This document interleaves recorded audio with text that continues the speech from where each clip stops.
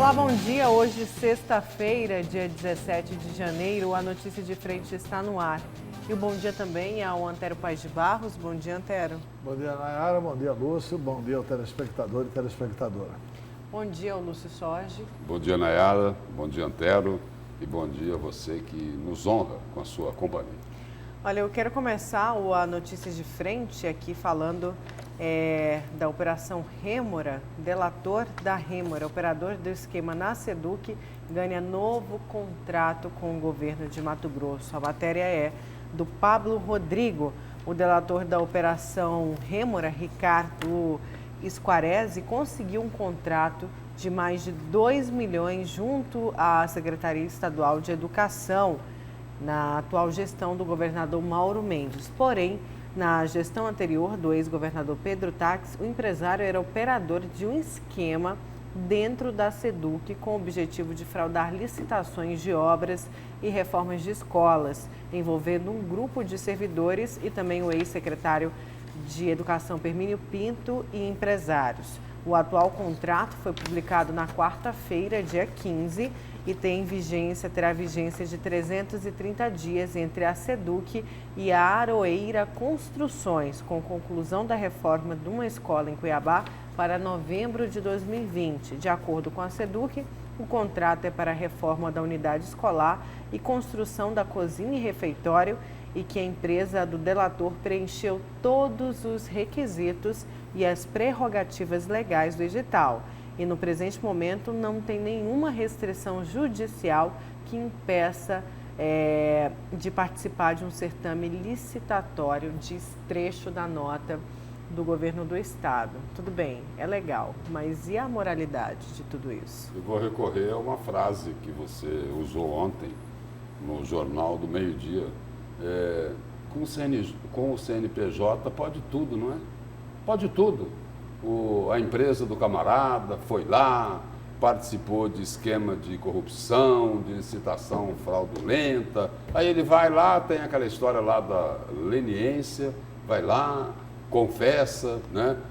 Às vezes eles confessam tudo, às vezes eles confessam uma parte. Estou falando aqui num aspecto mais geral, não só desse empresário especificamente, mas de todos os outros casos. Aí é o seguinte, aí ele faz o acordo lá com a Controladoria Geral do Estado, com o Ministério Público, né, com as autoridades aí do Poder Judiciário, e aí depois a empresa do camarada continua prestando todo e qualquer serviço que o Estado precisa.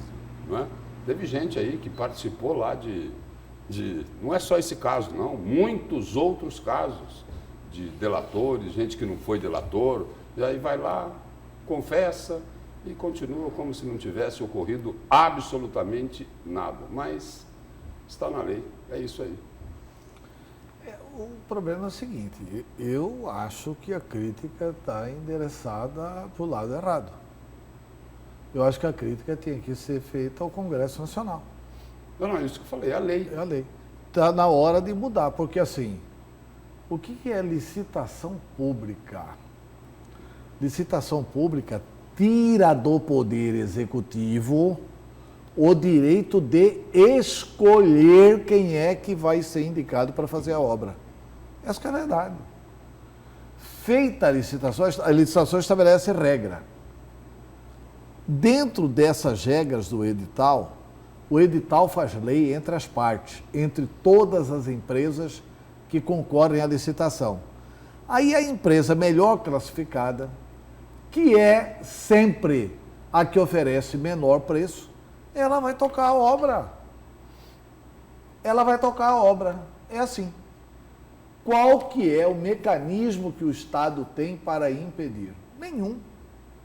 Olha, gente, nós estamos todo dia indo para Jaciara, nós estamos todo dia indo para Sinop, nós estamos todo dia usando a BR-163 e todo dia nós estamos pagando o pedágio para o Odebrecht. A pessoa jurídica, ela não foi punida. Ela foi punida até um determinado limite. Mas na lei não há previsão de rompimento de contrato. Qual que é a falha disso? A falha disso é que a gente tem que cobrar do Congresso brasileiro, e mesmo assim, na hora que fizer a lei, ela não vai ter efeito retroativo. Por exemplo, para prejudicar o contrato já ganho pela Odebrecht. Na hora que fizer a lei, ela pode ter efeito a posteriori. Nas futuras licitações, essas empresas não podem participar. Mas hoje podem, gente. É a lei, não é, Antero? É a lei. É o seguinte, Então, assim, o que as pessoas esperam é o seguinte, porque... olha, a empresa tal ajudou a roubar os cofres públicos? Ajudou. Então é o seguinte, então tem que ter uma penalização para ela tem que ter uma quarentena longa. Na lei, não é isso? né? Na lei. Na lei. É, porque fora não, da lei não há solução. Fora da lei não existe. Na lei. Né? O problema é que isso não existe. Aí o cidadão fica olhando isso e fala, e aí? O crime compensa mesmo, hein? O crime compensa. Aí é o seguinte, aí a empresa ganha a licitação, como é que o administrador público não vai indicar a empresa? Infelizmente, ele tem que indicar a empresa. É mais criminoso ele colocar a penúltima, a segunda colocada. E não é só esse caso. Não, é isso que a gente vai nos basear neste caso sim. aqui. Foi isso que eu joguei. Porque tudo bem, legal. essas empresas que roubaram no governo do Silval Barbosa, todas elas estão aí concluindo as suas obras. As que roubaram no governo Pedro Taques, que é o caso, todas elas que é esse caso aqui, específico aí, não é isso? Que a empresa também foi denunciada estão ganhando de participar licitação. do esquemão. Estão ganhando licitação. Então, assim, vamos direcionar a cobrança para o lado certo. Nós temos que direcionar a cobrança que está passando por exemplo, você vê aqui, Bezerra, Zé Medeiros, Nelson Barbudo, Neri Geller, Wellington Fagundes. Eu falei aqui de 5 nomes que são candidatos agora ao Senado da República. Selma Arruda, que se elegeu em nome de uma moralidade pública. Por que nenhum deles apresenta isso? Ah, Antero, você foi senador, por que você não apresentou no passado? Porque não tinha essa quadra na política brasileira. No passado, essa informação não existia. No passado, nós lutamos dentro do Congresso Nacional para fazer a CPI das empreiteiras e não passou. O Instituto da Delação, naquela época, não existia. Não existia também. Então, assim... nem a leniência. E nem a leniência. A Lava Jato, ela acontece depois. Bem depois. Bem depois. Então, assim, está na hora da gente fazer um freio de arrumação, fazer uma legislação. Não está isso nem no pacote anticrime do Sérgio Moro. Nem no pacote anticrime do Sérgio Moro, que é um homem comprometido com a moralidade pública no país, não está essa previsão de afastar empresas que tenham cometido crimes contra o erário de licitações. Elas têm, no mínimo, que ficar fora por uma quarentena. E não é o CNPJ que tem que ficar fora, viu, Lúcio? É o CNPJ e os CPFs dessas pessoas que constituíam a empresa. Porque se vetar o CNPJ, eles mudam de CNPJ. Eu até me referi eles mudam de CNPJ. Eu fiz a referência aqui ao CNPJ, porque em relação ao CPF, a pessoa vai lá, faz a delação, não fica na cadeia, tem que devolver alguma coisa, tem uma penazinha, durante alguns meses fica de tornozeleira, ainda tem alguma punição. É isso? Mas em relação aí ao CNPJ, é bem mais tranquilo para essas empresas que não se comportam como deveriam se comportar. Mas, como a gente falava aqui, você colocou aí com propriedade, para mudar isso, tem que mudar a lei.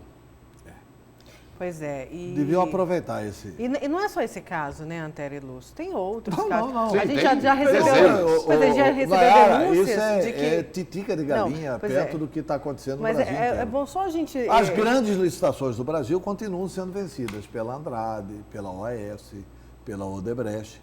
As grandes licitações do governo Bolsonaro, que é um governo contra o qual não se tem acusação de corrupção. Você pode discordar de um monte de coisa do governo Bolsonaro. Você não pode dizer o seguinte, se bem que tem agora o negócio lá da SECOM, né? Mas você não tem, assim, Você tem uma informação que esse governo está 1 ano sem roubar. Entendeu? Então, assim, no aspecto do conceito da moralidade, o conceito do governo Bolsonaro é bom. Essas empresas continuam deitando e rolando, ganhando as licitações. Quem que ganha as licitações na Petrobras? São as que fizeram negócios pouco recomendáveis na Petrobras. Então, isso aqui é assim, eu acho que esse tipo de batida aqui, bate em quem? Bate na secretária de Educação do Estado, que não tem condição de mudar essa situação. Essa que é a grande verdade. Faz o que num caso desse? Anula, deixa de fazer a obra, não reforma a escola? Ou escolhe a que ofereceu o preço maior? São os casos para serem avaliados. Só tem uma solução aí, é mudar a lei. Nós precisamos melhorar o Congresso Nacional. Mas diz que Bezerra vem aí, o Lúcio vai falar nisso daqui a pouco. E só para fechar esse assunto aqui, ó, olha aí, empresas delatoras fazem acordo para denunciar servidores corruptos em Mato Grosso. E essas empresas são o quê? Elas se lambuzaram lá com a corrupção, são corruptoras, não é isso? Aí tudo bem, tem que denunciar, os servidores se desviaram do caminho, tudo bem, tem que denunciar. Só que a punição dos servidores vai ser mais efetiva do que aquilo que acontece com essas empresas, não é isso? Elas participaram de esquemas corruptos e vão continuar prestando serviços e fazendo obras para o poder público, graças à lei que nos foi entregue pelos homens lá de Brasília. Muitos também atolados em denúncias de corrupção. Vamos agora saber os destaques de vocês para hoje. O seu destaque, Antero. O meu destaque é o seguinte: o governo do Estado está muito preocupado com essa campanha que vem sendo feita pelo comércio, porque entende que é uma deturpação de alguns setores do comércio, não todos. Por exemplo, recentemente assim, ontem nós tivemos uma manifestação pública inclusive de um dos grandes supermercados de Cuiabá, que é o Big Lar, que emitiu uma nota oficial desmentindo enfaticamente de que um desabastecimento que teve teria sido por causa dessa questão de impostos. E a irritação do governo do Estado é o seguinte, de que o imposto não aumentou nessa proporção alegada pelos comerciantes.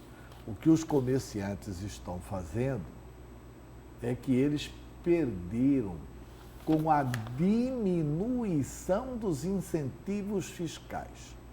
E para manter o mesmo lucro ou até um lucro maior do que tinha quando dos incentivos, faz-se essa campanha que não é muito leal com a verdade, né? Então, isso tudo ainda precisa ser esclarecido e cabe a nós, inclusive da imprensa, fazer esses esclarecimentos à população de Cuiabá e de Mato Grosso. Tipo assim, ao invés de ganhar um pouco menos, eles querem cobrar bem mais. Eles querem cobrar mais para manter, no mínimo, a mesma margem de lucro. Porque aí existiram dois problemas, e eu vou explicar isso no detalhe.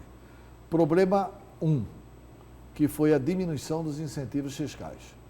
Problema 2, a mudança na forma do cálculo.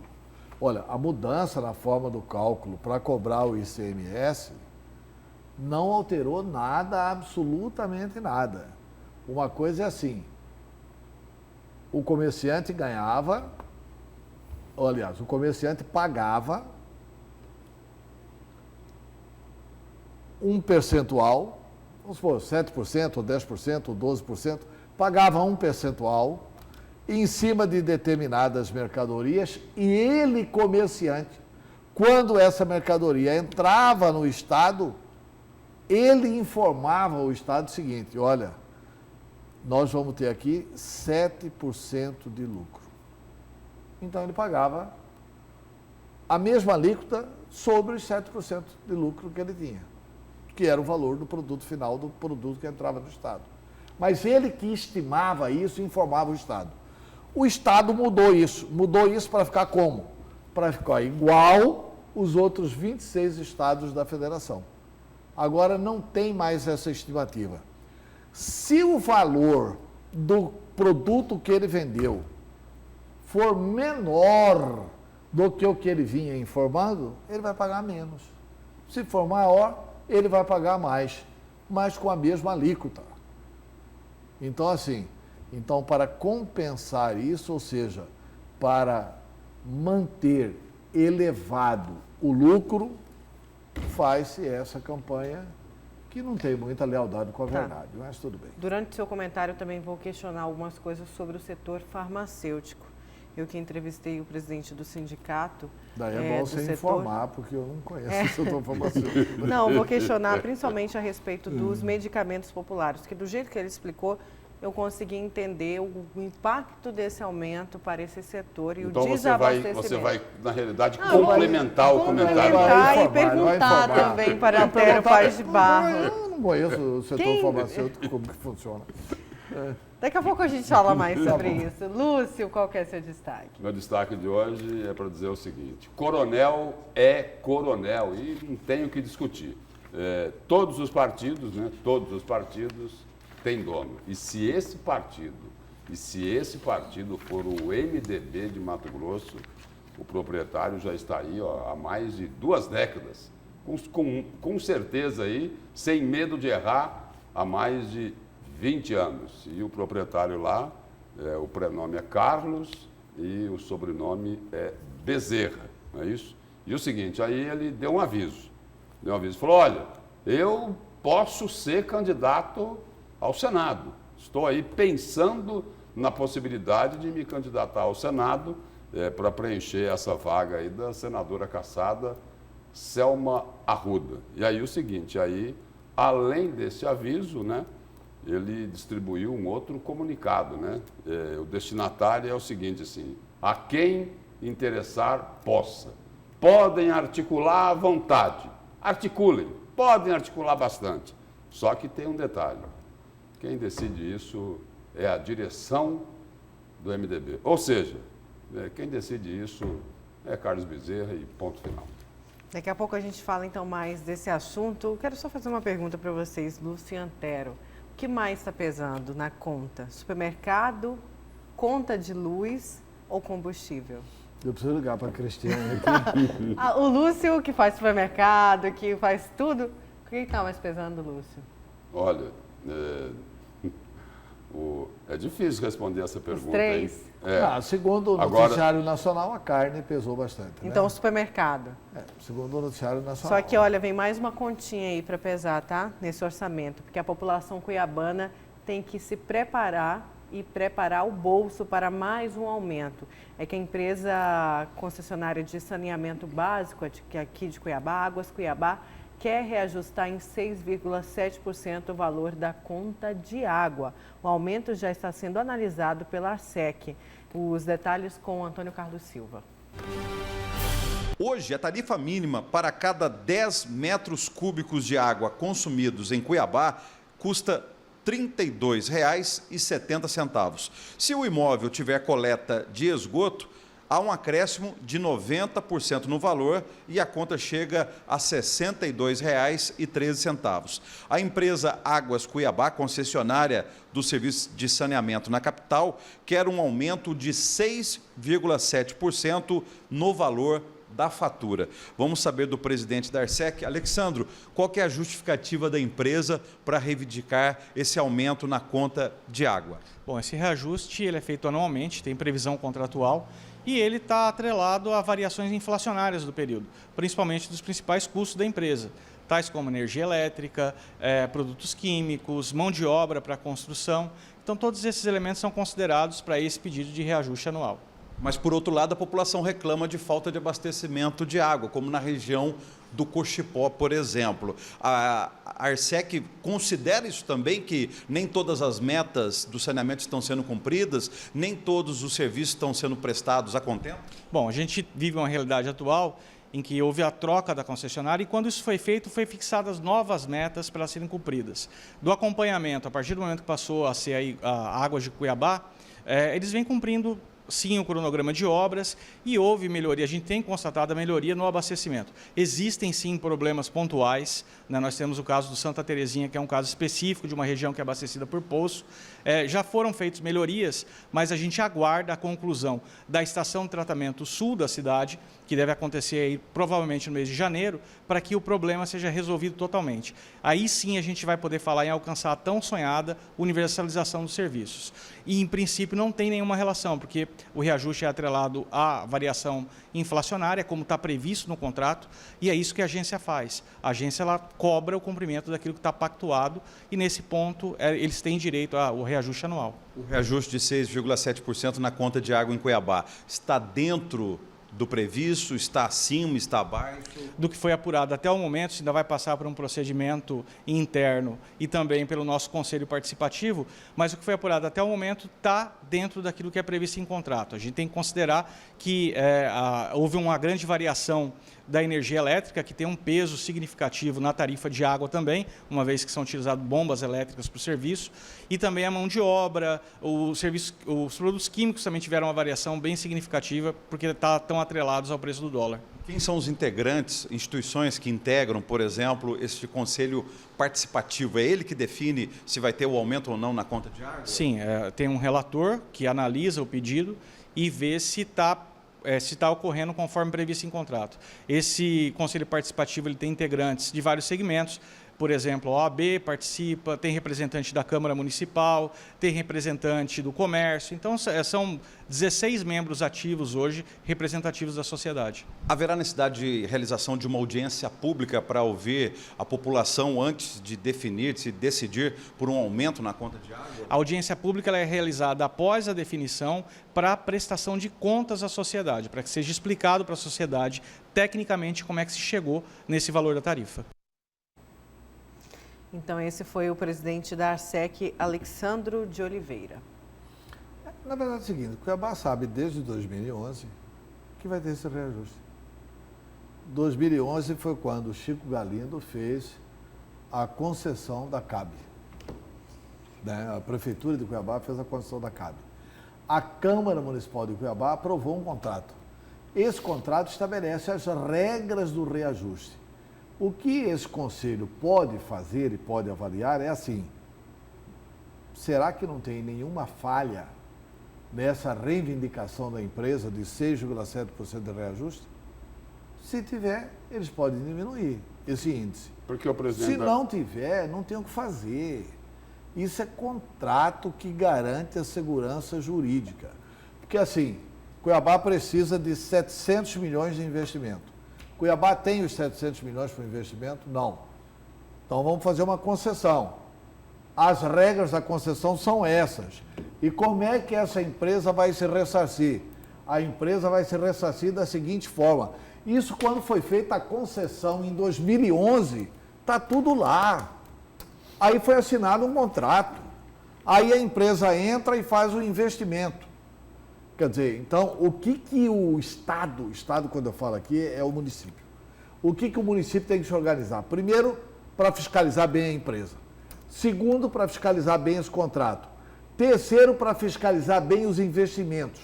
Quarto, para ver se essa fase de investimentos está sendo corretamente cumprida pela empresa. Porque teve uma fase que a Águas Cuiabá estava bem atrasadinha com relação à questão da rede de esgoto. Né? Agora até eles estão andando aceleradamente. Mas isso tem que ser publicado, um cronograma, é isso que a audiência pública tem que cobrar. Agora, eu não acredito que vai ter sucesso em reduzir de 6,7%, a não ser que tenha erro de cálculo.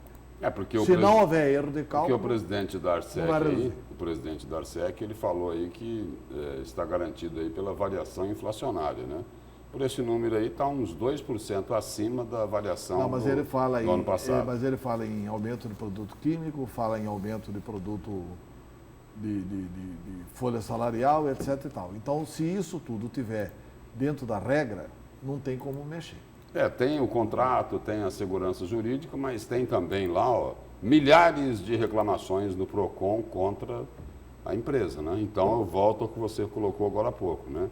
Tem que ter uma fiscalização mais eficiente para que a empresa corrija as falhas que ela vem cometendo na prestação desse serviço aqui para a população. Porque chegar lá e falar, olha, nós fizemos o cálculo aqui e queremos um aumento de um reajuste de 6,7% nas contas de água. Mas aí o agente público, o poder público tem que perguntar, e aí, vocês não vão cumprir a obrigação de vocês direitinho, como tem que cumprir, como está lá no contrato? E essas reclamações aí, milhares de reclamações no PROCON, vocês não vão dar uma resposta sobre isso? O poder público tem que ter informações se eles estão cumprindo ou não. Né? Por exemplo, Antero, a gente via aí agora há pouco a entrevista do presidente da ARSEC. A tradução de ARSEC é Agência Reguladora de Serviços Concessionados. Pois bem, a ARSEC aqui de Cuiabá não tem, em caráter oficial, competência para fiscalizar a qualidade do transporte coletivo que é prestado aqui em Cuiabá. O que é um absurdo. Quer dizer, é uma agência reguladora que não pode fiscalizar a qualidade do transporte público. O presidente da Câmara, Misael Galvão, disse até que ia discutir esse assunto, para revisar isso. Vamos aguardar para ver se isso ocorre. O presidente da ARSEC tem mandato, a diretoria da ARSEC tem mandato. Mas está na hora, né, de eleger um prefeito de Cuiabá que não tenha compromisso com o transporte coletivo, um dono de empresa de ônibus, e nem que tenha compromisso também com má fiscalização na área de água e saneamento básico. Porque se for feita a fiscalização correta, Lúcio, por que é que mensalmente não se exige dessa empresa, por exemplo, que anuncie, neste mês nós vamos estar fazendo rede de esgoto na Santa Isabel, no Barro Duro, no Pedregal, no Planalto, no Carumbé. Aí, no mês seguinte, informamos que terminamos nesses bairros e estamos iniciando no bairro A, B, C, D e E. Por que não tem isso? É porque há uma leniência. Conivência. Uma conivência, uma cumplicidade do poder público com os donos da empresa. Parece que eles estão do lado dos empresários e não da população. E não da população. O joguinho combinado não é para atender bem o cidadão. Esse é o joguinho combinado. E por falar em reajuste, registrar aqui um reajuste aí que está causando a maior polêmica, né? Olha, os aumentos das taxas do Poder Judiciário são assustadores. A OAB, inclusive, o presidente Leonardo Campos já declarou que eles estão avaliando lá a possibilidade, inclusive, de entrar com uma ação no Supremo Tribunal Federal questionando os aumentos escandalosos das taxas que passarão a ser cobradas pelo Poder Judiciário aqui de Mato Grosso. Taxas que não existiam passam a existir. E aí o seguinte, tem outras taxas que existiam e tiveram um reajuste de 100%. Citaram até um exemplo, eu comentei isso ontem, no Jornal do Meio-Dia. Nas custas judiciais agora, aquilo que era 1%, vai passar para 5%, divididos da seguinte maneira, o que era 2% na primeira instância e depois na apelação na segunda instância, mais 3%. Vou citar um exemplo aqui que fica mais fácil para todo mundo entender. Um apartamento de R$300 mil financiado.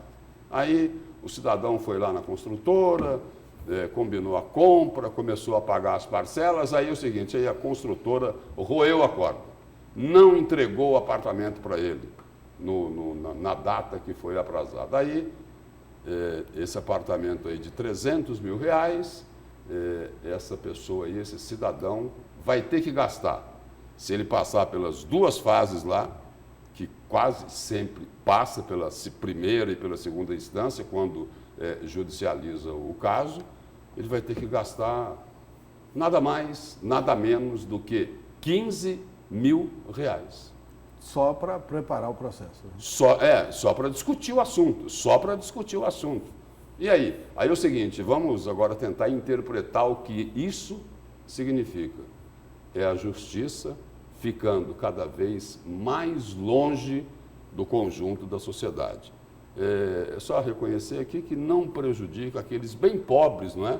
Porque esses têm direito à justiça gratuita e têm que se socorrer lá na Defensoria Pública. O prejuízo grande, mas muito grande, é para todo o conjunto da classe média. E quem fica bem aí, não é? São os que têm dinheiro, né? Os ricos, os poderosos, porque aí é o seguinte, com o reajuste dessas taxas, com o aumento dessas custas judiciais, a justiça vai funcionar mesmo para os ricos, para quem tem dinheiro. É esse o papel da justiça? Pois O Lúcio está otimista. Hein? Não. O Lúcio está otimista dizendo que a justiça vai funcionar. Não, já funciona, né, Antero? Não vai funcionar mais ainda. Então tá bom. Corrigido aqui. Pois é. E a ideia no âmbito federal era, inclusive, Lúcio, você falou das custas dos processos, mas eu falo em relação ao imóvel, as custas dele, de cartório, de tudo mais. Era justamente diminuir, né? Diminuir o chamado ITBI, diminuir as taxas para se adquirir um imóvel. Mas do que adianta diminuir de um lado e aumentar do outro? E falar em justiça, já que a gente fala nisso, eu queria fazer uma sugestão ao governador Mauro Mendes, ao presidente do Tribunal de Justiça, Carlos Alberto, para que eles convidem, né, para fazer uma visitinha aqui em Mato Grosso, o presidente do Supremo Tribunal Federal, o ministro José Dias Toffoli, porque ele decidiu lá o seguinte, que o juiz de garantias, né, isso só vai começar a ser efetivado daqui a 6 meses. Aí o ministro Dias Toffoli disse o seguinte, olha, isso daí não vai precisar contratar ninguém, é só uma questão de gestão, de administração. Acho que era bom ele fazer uma visitinha aqui, conversar com o pessoal aqui do... O presidente da AMAN está dizendo que vai precisar contratar, do tribunal. Sim. Lógico que vai precisar. Ué, tem lugar que não tem juiz, Antero. Mas não tem dinheiro para isso, vai fazer tudo como? Bem. Ué, não, mas o presidente do Supremo Como está que vai dizendo que aí é contratar? o seguinte... Que verba, que dinheiro está dizendo tem? o seguinte, que é só uma questão de gestão, de administração, Olha, de adequação, que não tem que contratar ninguém. O judiciário já era ruim, a intenção pode até ser boa nessa questão do juiz de garantias, mas eu não acredito o seguinte, que numa tabelinha PSOL-Bolsonaro seja alguma coisa boa. Esse projeto, gente, foi do deputado federal Marcelo Freixo, do Rio de Janeiro, que foi candidato a prefeito do Rio de Janeiro pelo PSOL. O PSOL é a esquerda da esquerda da esquerda. E esse projeto foi sancionado pelo presidente Bolsonaro. O que há por trás disso? Bolsonaro, de repente, está a favor dos esquerdopatas? Porque esse projeto é claramente para tentar atingir o juiz Sérgio Moro e para beneficiar o Lula. E alguém colocou na cabeça do presidente Bolsonaro que isso pode beneficiar o Lula sim, ninguém tem como tirar isso, mas que pode beneficiar também o Flavinho. Mas o Flávio... O 01. Esse é o 01, né? Parece que é o 01. O Flávio... Não é o 2, não? Não, é o 1. Tá bom. Os estados que se preparem para mandar mais dinheiro para o judiciário no ano que vem. E muito mais dinheiro, porque sem juiz de garantias. Eles pegaram 60 milhões a mais para esse ano. Com o juiz de garantia, como que não vai ser isso no ano que vem? Vamos pedir mais garantias no orçamento. Vai quadruplicar isso aí no mínimo.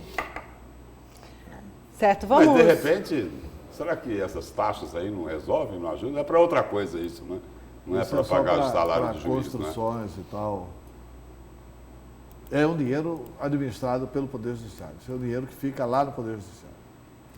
Vamos então para o nosso primeiro intervalo. Na volta a gente continua com a notícia de frente.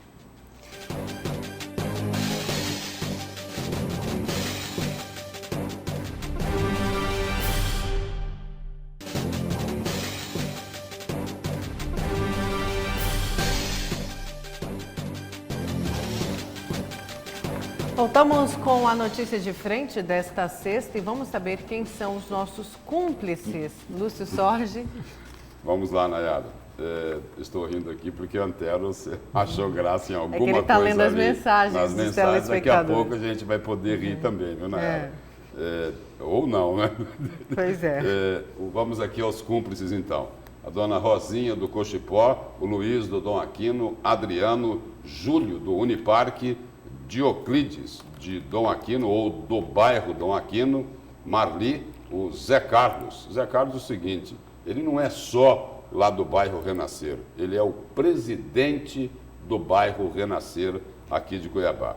O Celso lá do Alvorada, o João Rosa também do Dom Aquino, Valdinete do bairro Antônio Dias, Hermes do Dom Aquino, Admilson Braga lá de Várzea Grande e o Gilbemar, que é aqui de Cuiabá, os cúmplices do A Notícia de Frente.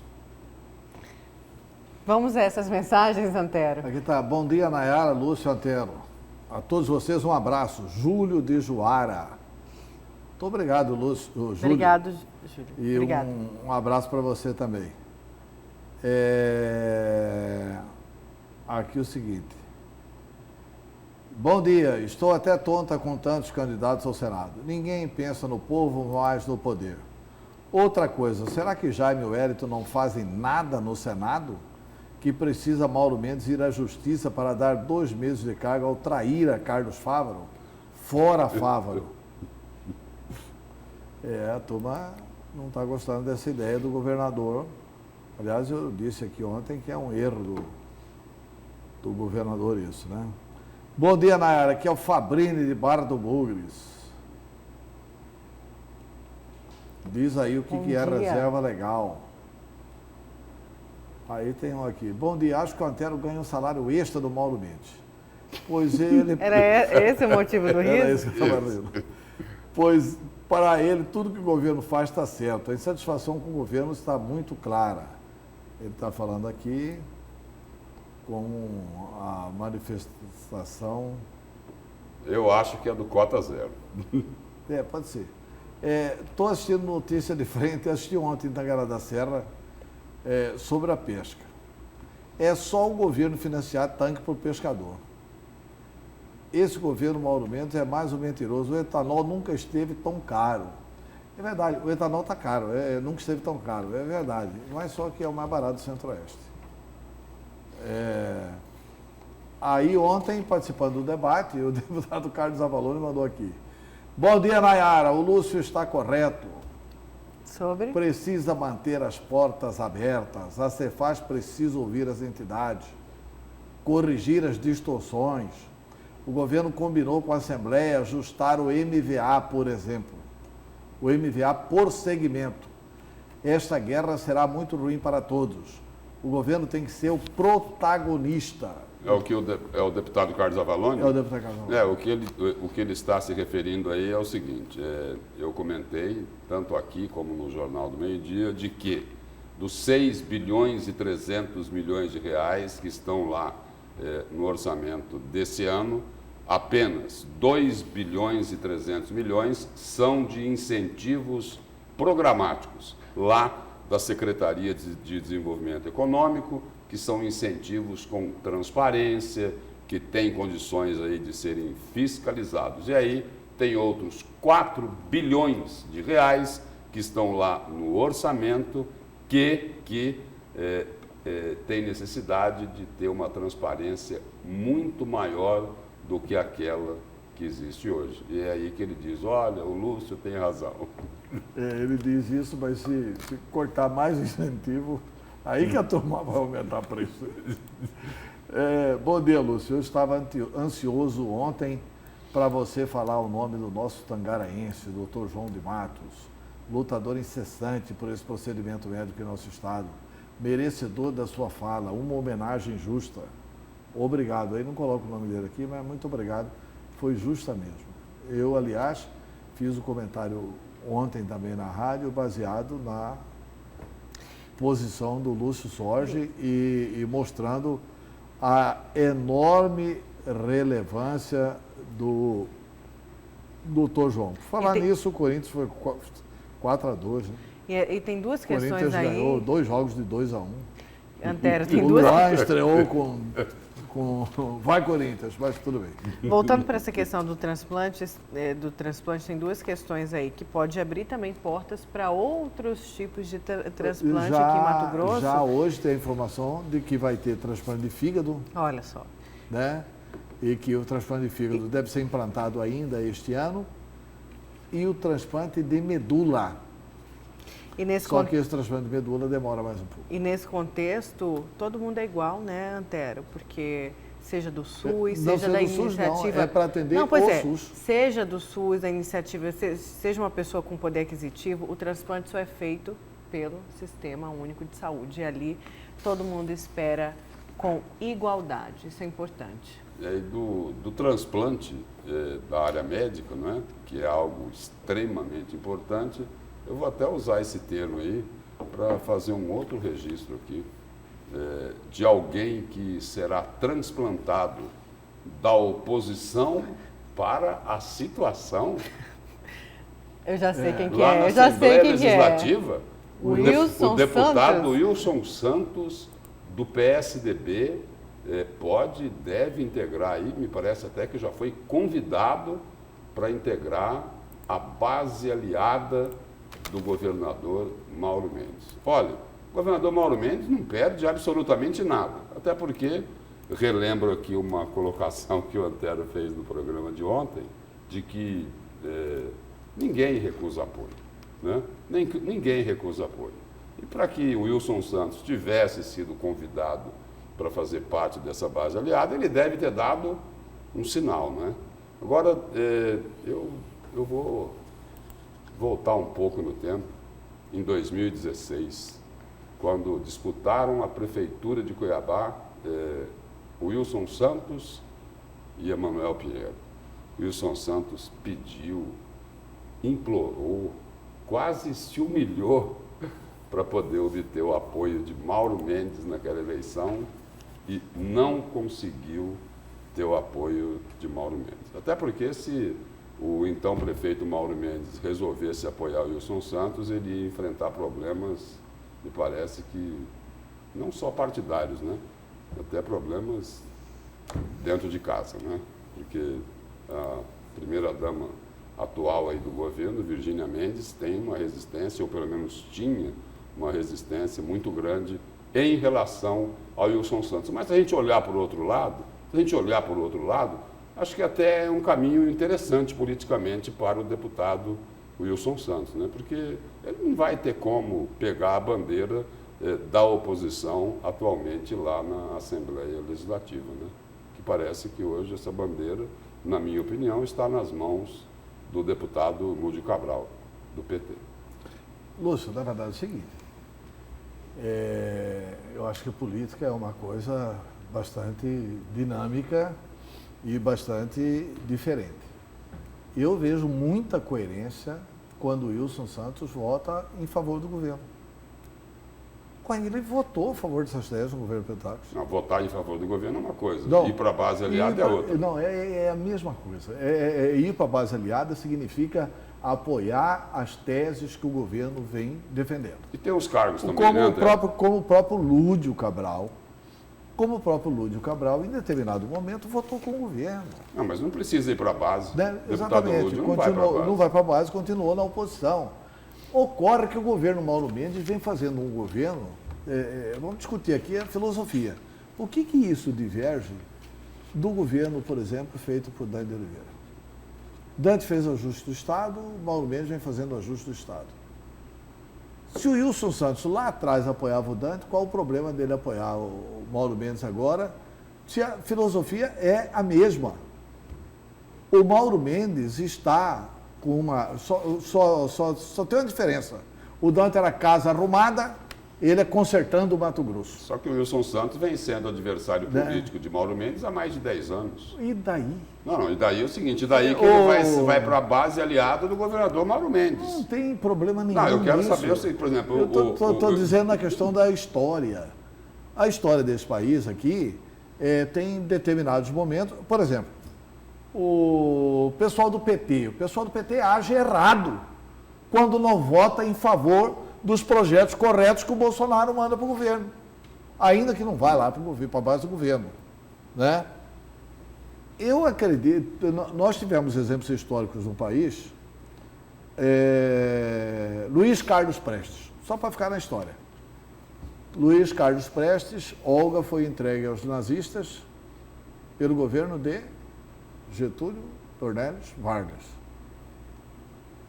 Muito tempo depois, Prestes volta do exílio. O Brasil precisava de uma mudança. E a mudança possível era uma recandidatura do Getúlio.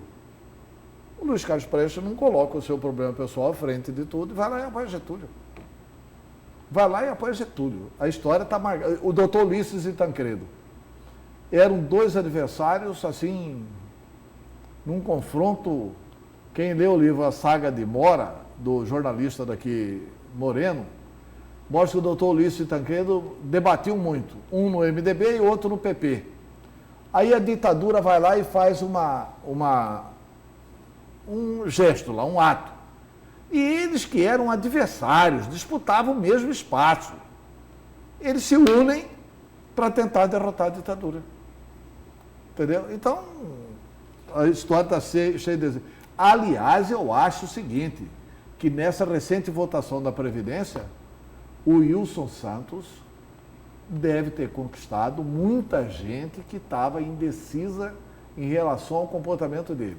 Porque, vamos ser sinceros, é simpático o Wilson ter votado do jeito que ele votou na Previdência? Não era. E ele votou com as teses do governo. Porque ele já tinha problema com o funcionalismo desde o governo Pedro Táxi. É porque ele pensa assim. Não, é porque ele pensa assim. É porque ele defendeu a mesma teoria que ele defendeu durante o governo Pedro Táxi, ele está defendendo no governo Mauro Mendes. Eu vejo coerência no Wilson. Mas a teoria no governo Pedro Táxi brigando com o funcionário. Porque ele brigava com o funcionário público no governo Pedro Táxi. Uma coisa é a falta de educação dele, que ele xingou o funcionário e aí ele estava errado. Outra coisa é a tese de arrumar o Estado. Esse Estado, eu ainda acredito que o governador Mauro Mendes não fez o ajuste que ele devia fazer. Ele podia ter feito um ajuste mais profundo. Nessa questão aí da base aliada aí, de Wilson Santos na base aliada de Mauro Mendes, eu vou confessar que vou esperar ansiosamente qual vai ser a ilustração do chargista, né, que é um profissional de primeira grandeza, o Djamil do Jornal A Gazeta. Vou aguardar ansioso aí essa charge. E uma coletiva de imprensa, eu ia chamar o destaque, mas vamos aqui. E uma coletiva de imprensa que revelou os números crescentes do agronegócio. O presidente da ProSoja anunciou que colocou o nome dele à disposição da eleição ao Senado. As informações com a Luciana Gavilha. O agronegócio mato-grossense apresenta um balanço altamente positivo. Mato Grosso, por exemplo, bateu recorde nacional pelo segundo ano consecutivo, com um faturamento superior a 100 bilhões de reais, deixando para trás toda a produção do estado de São Paulo. Mesmo com esse grande resultado, existe uma notícia que atinge o agro brasileiro. É o fato de que houve um acordo comercial entre os Estados Unidos e a China. Diante desta quebra, desta barreira comercial, especialistas já estimam que o Brasil pode perder mais de 10 bilhões de dólares em exportações. Mas o agronegócio mato-grossense tem uma outra visão sobre este acordo. Acredita que tenha sido no melhor momento. Eu preferia que acontecesse agora, como aconteceu realmente. Por quê? Porque não existe essa oferta de alimento disponível hoje no mundo da forma como estão negociando. Então, os Estados Unidos, na nossa visão, não tem hoje esse suprimento para fornecer dentro dos números que eles falaram de comercialização. Então, se era para acontecer, isso ia acontecer, eu acredito que aconteceu num bom momento. Agora, temos que ficar atento para ver realmente, porque se impactar aqui, traz problema. Mas não acredito que o impacto seja tão grande como muitos anunciaram aí na própria mídia. E o agro também está inserido na política. Diante da disputa ao Senado, o presidente da AproSoja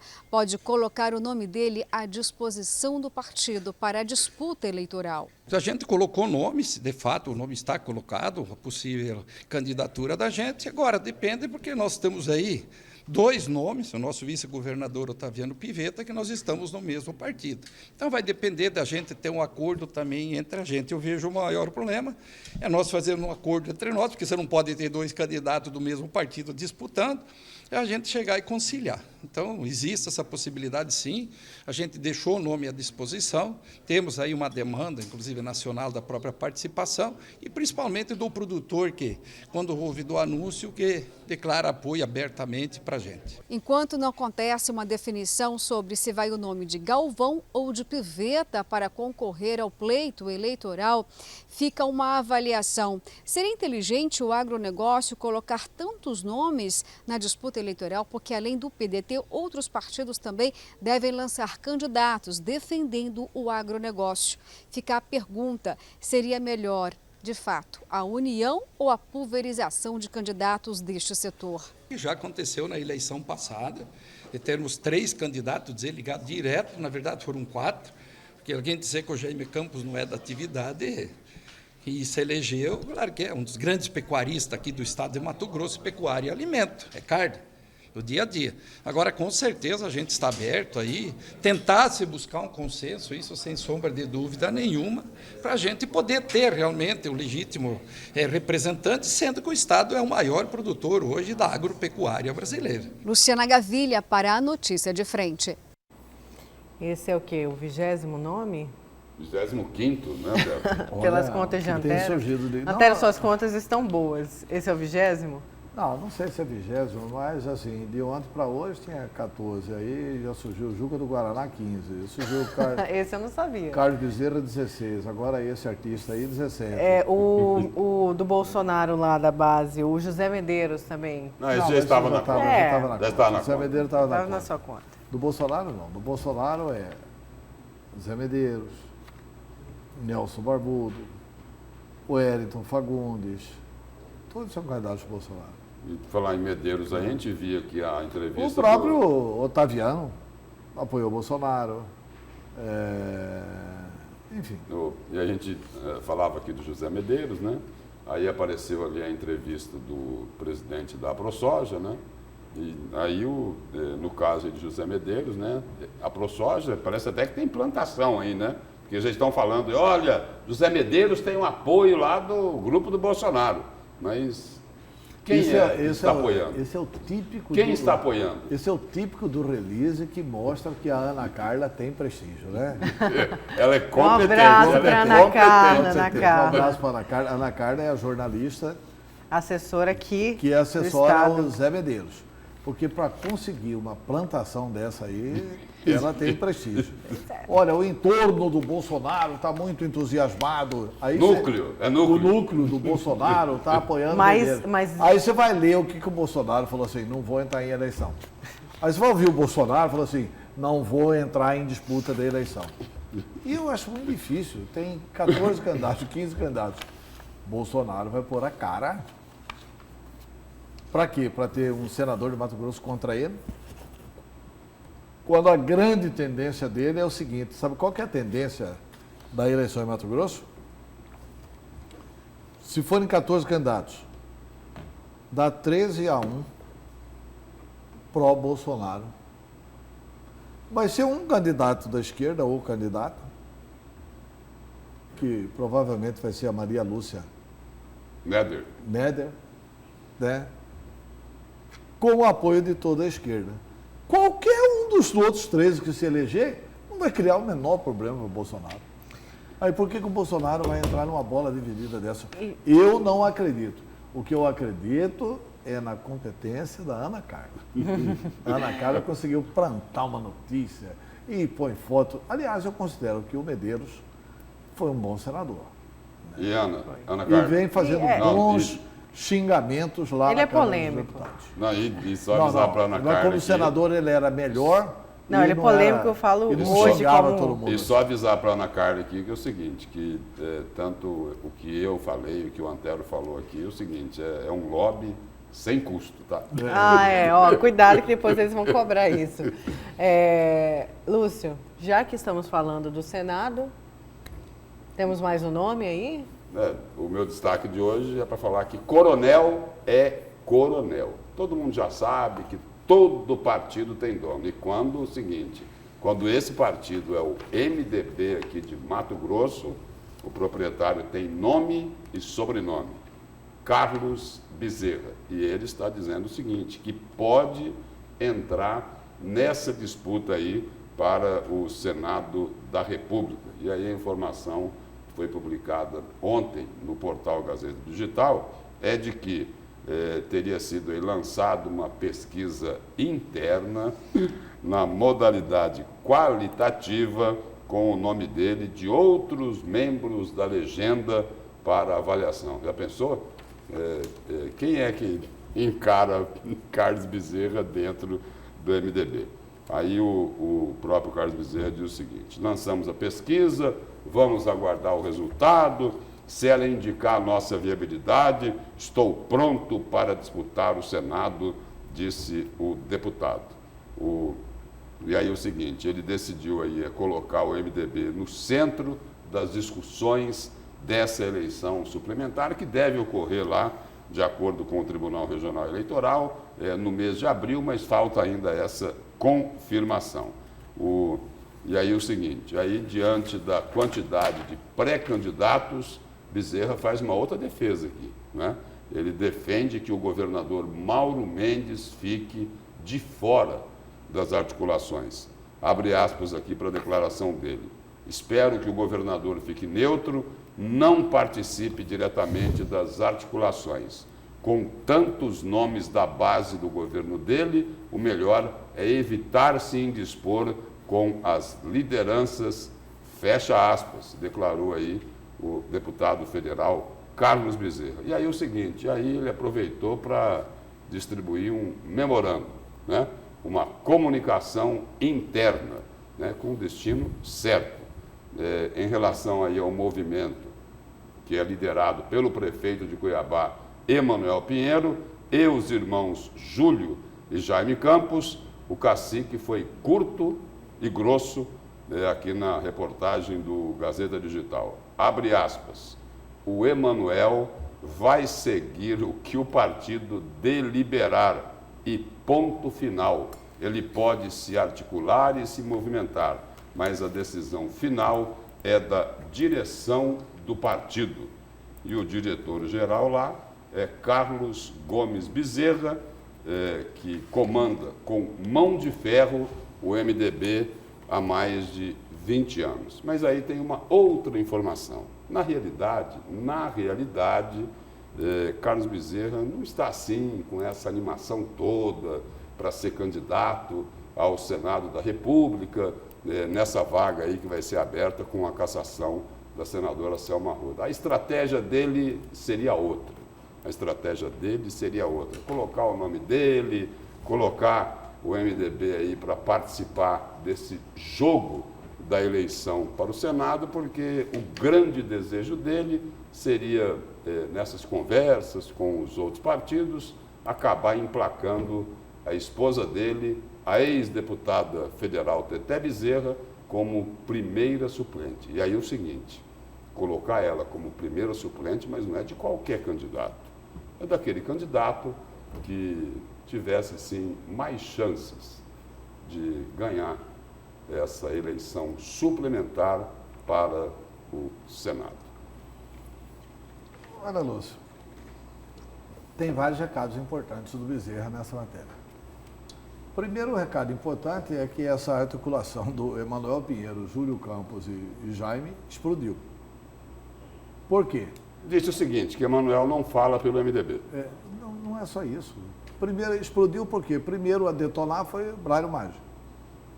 Com Neri Geller. Com Neri Geller, que estava participando dessa articulação. O Neri até sumiu do noticiário. Né? O Brairo deu um tranco e o Neri sumiu do noticiário. Segundo, O Carlos Bezerra disse o seguinte: Emanuel, não fala em nome do MDB.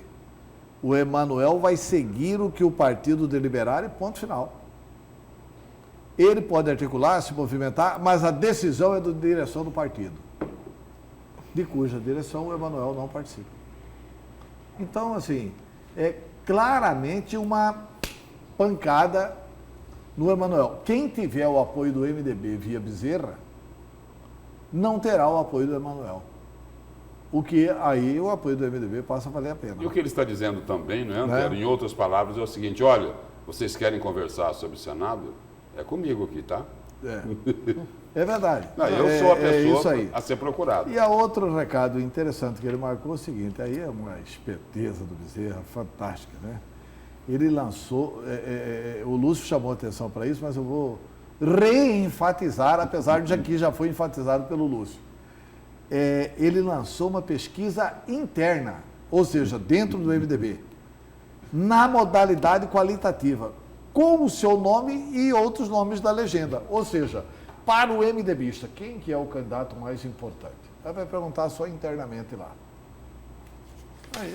E se o nome dele for o mais importante, ele está à disposição para a luta. Será que vai sair? Será que vai dar o nome dele na cabeça? Ele falou, inclusive, numa vez, num discurso, acho que foi no discurso da convenção do Emanuel, quando você vai para a convenção, você tem que se preparar para a luta, tem que preparar para a guerra, tem que fazer igual os indígenas faziam. Naquele período eleitoral, você para de fazer sexo, para de fazer tudo. Você corre com garra, com tesão, em busca de votos. Isso é o Carlos Bezerra, rapaz.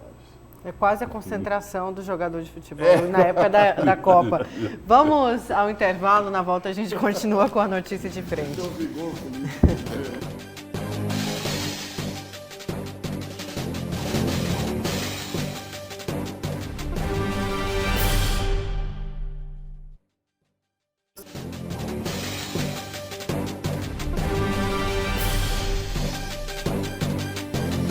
Voltamos com a notícia de frente. Vamos para o comentário de Antero Paes de Barros. Antero? Já? Já. Tá, seguinte, né? Eu estive conversando ontem com algumas pessoas do governo que estão muito incomodadas com um debate que não interessa ao governo. Esse debate de que o governo do Estado aumentou muito as alíquotas e que, por isso, a inflação estaria voltando a Mato Grosso, né? Estaria causando aí um rebuliço inflacionário. Inclusive, a preocupação do governo é tanta que hoje, daqui a pouquinho, não sei se vocês foram convidados, mas daqui a pouco o secretário Galo vai fazer algumas reuniões com formadores de opinião pública para colocar e explicar a posição do governo. E a posição do governo é muito clara, porque uma coisa é assim: o governo considera que está havendo, até por uma insatisfação, principalmente do setor do comércio, que está havendo uma campanha deliberada para enfraquecer o ajuste que o governo fez na questão dos incentivos. Portanto, o governo quer deixar claro o seguinte: nós não alteramos alíquotas nenhumas, a não ser a redução que teve de incentivos fiscais. E aí, só para rememorar, uma das coisas que o governo passou a taxar também foi o etanol. Então o governo aumentou a taxação sobre o etanol. O governo, essa é a linguagem de quem está tendo que pagar. A linguagem do governo é outra. O governo continua dando incentivos, mas diminuiu os incentivos para o setor do etanol. Aí o setor do etanol diz: com essa diminuição de incentivos, só que eles não falam com essa diminuição de incentivos, fala assim: com esse aumento de preços, o preço vai ficar mais caro para o consumidor. Teve até um empresário, que eu disse ontem aqui, meu amigo pessoal, o doutor Aldo Locatelli, que ele colocou no posto de gasolina dele assim: não estamos mais vendendo etanol por impossibilidade devido à alta carga tributária. Aviso, perto das bombas de óleo diesel. O posto dele não vende nem etanol e nem gasolina. O senhor Aldo Locatelli é um dos empresários, e com certeza no ramo de combustíveis, é o empresário que mais vende diesel no Brasil. Porque ele não tem posto só em Mato Grosso. Ele tem posto também em São Paulo, em Curitiba, perto do Porto de Santos. O senhor Aldo Locatelli vende mais de 3 milhões de litros de óleo diesel por dia. E não mexe com álcool. Entendeu?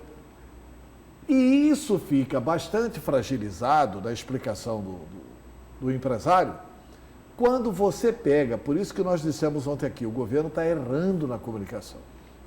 O governo tinha que pegar como é que está o preço do etanol no centro-oeste brasileiro, para verificar o seguinte, que o mais barato é Mato Grosso.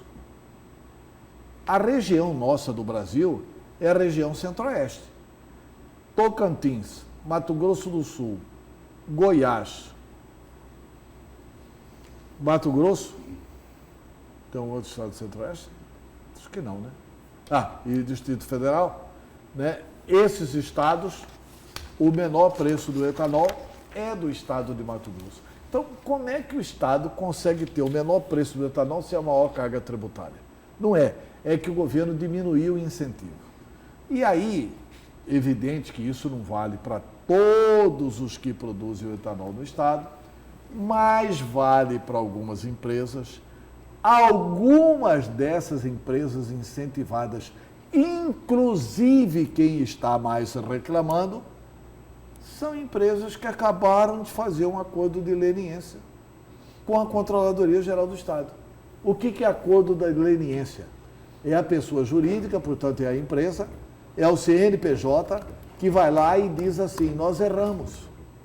E acaba confirmando o que o Silval Barbosa disse na delação, que essas empresas ganharam incentivo fiscal porque pagaram propina ao ex-governante de Mato Grosso, Silval Barbosa. Ora, pelo amor de Deus, se você não pode diminuir o incentivo fiscal de uma empresa, de empresas que pagaram propina para ter incentivo, onde é que nós vamos parar? Mas isso não significa dizer que todo comércio tem essa questão de propinas e de incentivos. Então, com o que o comércio estaria mais chateado? O governo Pedro Taques tentou, aí que eu falo da questão da coerência do Wilson e tal, o governo Pedro Taques tentou e não conseguiu. Tentou e recuou. Tentou e voltou atrás, por causa da questão do comércio. Qual que era a tentativa do governo Pedro Taques? Era de mudar a questão do imposto garantido. Foi no governo Dante de Oliveira que se instalou o imposto garantido. A mercadoria, quando chega no Estado, o comerciante diz, estimativamente, ele faz uma estimativa, eu vou ter 7% de lucro. E paga em cima desses 7% de lucro, X% de imposto. O que mudou? Mudou que ele não precisa mais fazer a declaração da estimativa de quanto de lucro que ele vai ter. Mas então aumentou o imposto? Não. Continua o mesmo X%. Não passou para Y. Não passou para Z. É mesmo X. Só que é em cima de um lucro que provavelmente está sendo maior. E que já gera... E aí o percentual é o mesmo. Então o que o pessoal quer é assim, é transferir para o consumidor uma conta para que ele não possa abrir mão de um lucro. Ele declarava um lucro presumido para o governo e esse lucro presumido do governo era um lucro menor do que ele tem oferido realmente. É esse o debate. É esse o debate que precisa acontecer. Na segunda-feira eu vou entrevistar o presidente da Federação do Comércio lá no Jornal da Capital e aí eu venho com a visão do comércio, para saber o que é que o comércio nos agrada. E tem uma outra questão, você falou de comunicação. O governador Mauro Mendes né? Eu disse de comunicação. O governador Mauro Mendes, na declaração que ele deu, ele não falou, olha, procurem a internet, comprem pela internet. Não, ele não disse isso. Na entrevista que ele deu, falou, olha, se o consumidor já está acostumado, quando ele vê que um produto está muito acima e tem um outro lá na internet que é mais barato, ele compra lá. A declaração do governador foi nessa linha. Foi nessa linha. Aí o seguinte, aí a quem interessava, potencializaram a declaração do governador Mauro Mendes. E o que, na verdade, já gerou um desespero. Vocês receberam, tá na internet aí, todo mundo falando da falta de mercadoria nos supermercados. Ah, tá. Né? Então da tá, falta... vou fazer o fake do Big Lar. Isso, do Big Lar. Que emitiu uma nota. Ele emitiu uma nota. Falou, olha, mentira. Quer dizer, o fake do Big Lar, não, o fake que fizeram em cima do Big Lar. Aí a foto, ó, que circula, inclusive, nos grupos aí, ó, de comerciantes, ali, grupo Abrazel de comerciantes. Pois é, aí o Big Lar das gôndolas. nota. A gente mostra a nota segunda-feira. Não, e a nota, ó. Aí a nota. A nota dizendo que o problema não está relacionado com a nova tributação. Em resumo, a nota fala Mas olha, gente, vamos falar a verdade e vamos trabalhar para o Mato Grosso crescer. E assim, o empresário mantém a sua margem de lucro, tem todo o direito de lutar para ampliá-la. Mas o único lugar do mundo que o comércio tinha incentivo era Mato Grosso. Vamos então, ótimo fim de semana, Lúcia, ótimo fim de semana, Antero. Bom dia. Para nós, bom dia. Bom dia.